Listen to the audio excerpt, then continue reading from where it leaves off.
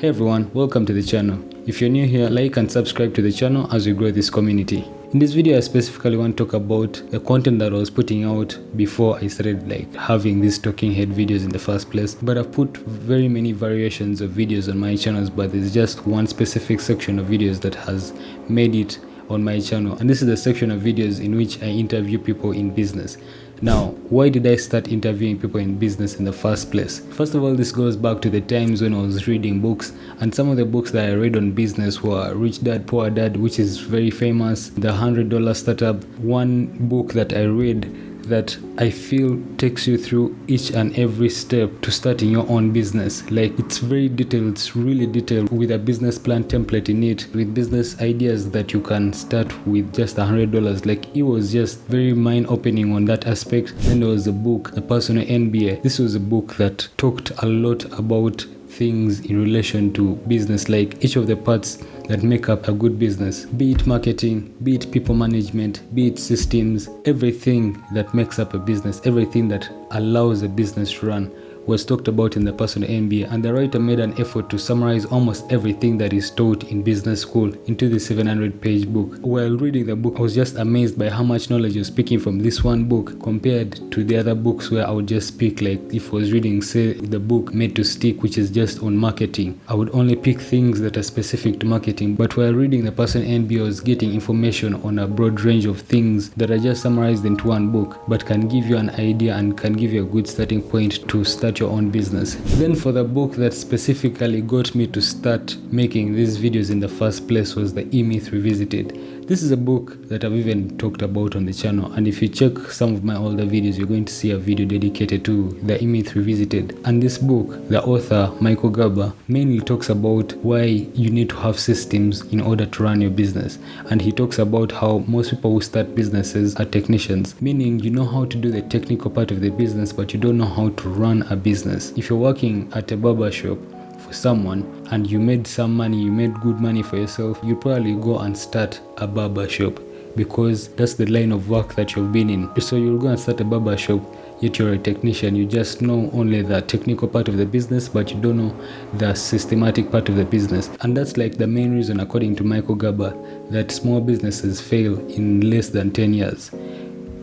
I don't even think it's less than 10 years. It's probably less than a year. Yeah, in less than a year. Why small businesses fail in less than a year. Now, with this knowledge, I was I need to go out in the world and see these things for myself and find out for myself whether this is the reality of the business world. From these people that have actually opened businesses to expand on my knowledge from the teachings of the E-Myth Revisited. And not only the E-Myth Revisited, even the other business books. For example, the $100 Startup, there was this festival that I went for where there were these different people doing different businesses, and I went on to ask some of them what their businesses were and what was the startup cost for their businesses, and most of them were talking about how they opened businesses for 100,000 Ugandan shillings. These are businesses, say someone making these hand braces or necklaces, and all of these businesses require a little money to get started. So with every book that I was reading, there was at least some truth to them. When I went out to the field to talk to some of these people that have actually started businesses, with each person that I was meeting with, they all had their own interesting stories to tell. And if you've watched every video in the channel, you would see that everyone has a different story I talk about. One of the most interesting stories I picked up was when I was interviewing Hawa, who makes beaded bags. She's a stay-home mom who makes beaded bags. Now her story was entirely interesting, especially how she was able to start selling her beaded bags online, which is something that's very foreign to very many businesses in Kampala. Most people just don't know how to use social media to drive traction to their businesses.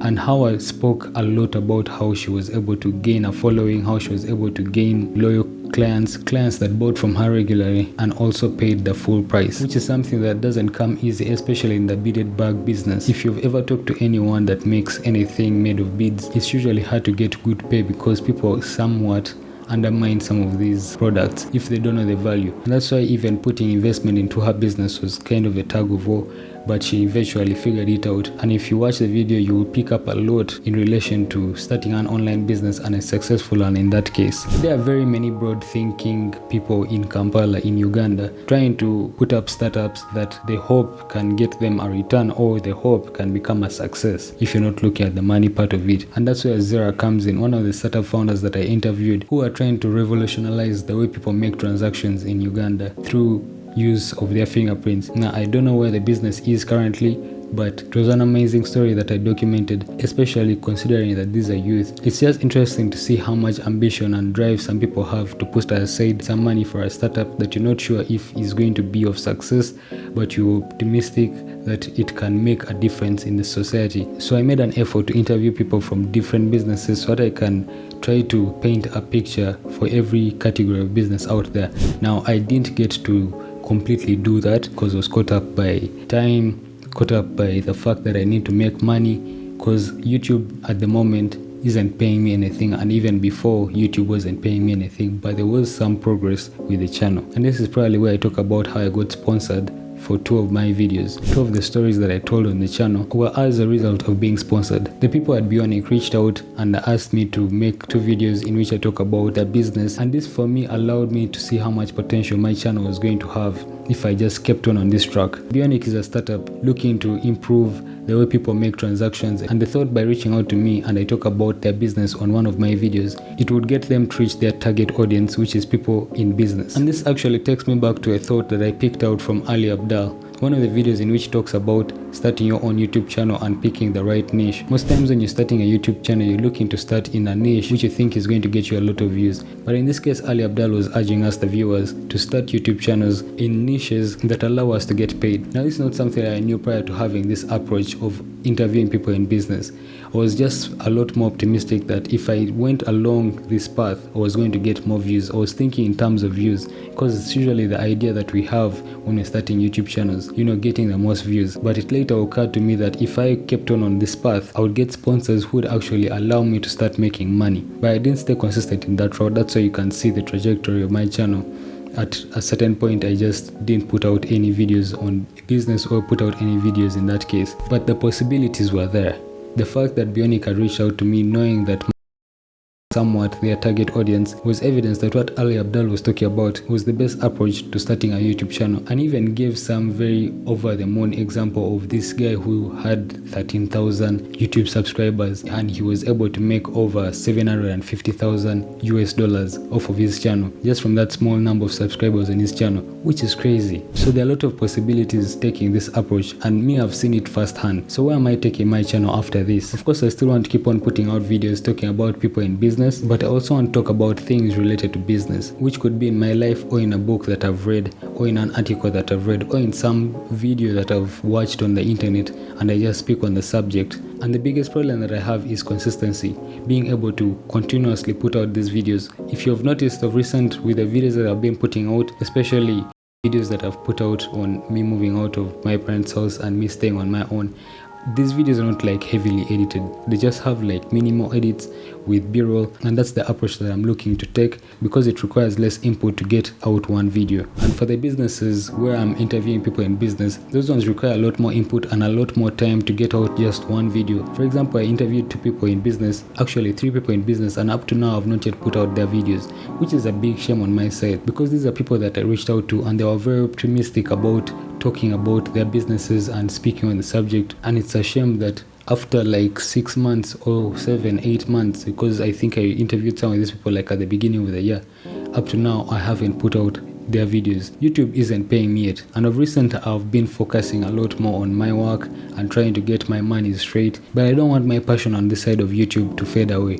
I'm still going to complete the videos, and I have to complete the videos before the year ends. This is November now, so before December 2 of those videos have to be out, or early December 2 of those videos have to be out. Already I'm finishing up with one of the videos, and it's something that you should definitely look forward to If you've not yet subscribed, do subscribe to the channel to catch up with that video, because in this video we talk about videography and photography, something that I assume many of you out there are planning to do, especially if you're looking to start a YouTube channel, or you feel the freelance world is your calling and you don't know much about the freelance world and you can pick up some information from what Rodney talks about in the video, the person that I interview. Or for those people in spoken word and you feel like your inability with words can get you paid, the video in which I interview Geoff the Poet talks more about how you can start getting money as a spoken word artist, and he talks about his journey.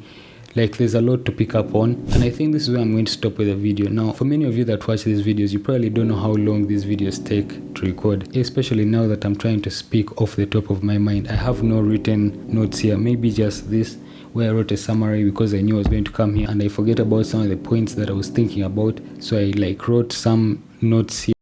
I can speak on the subject, but many times I will just find myself stopping just to think and realign the sentence.